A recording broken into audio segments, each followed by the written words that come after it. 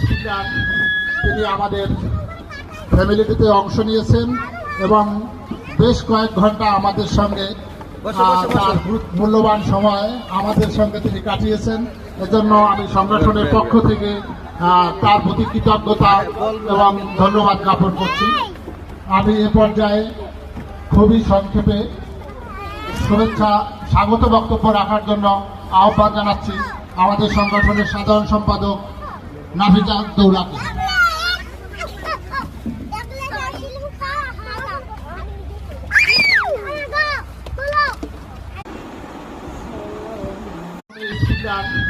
তিনি আমাদের ফ্যামিলিটিতে অংশ নিয়েছেন এবং বেশ কয়েক ঘন্টা আমাদের সঙ্গে তার মূল্যবান সময় আমাদের সঙ্গে তিনি কাটিয়েছেন।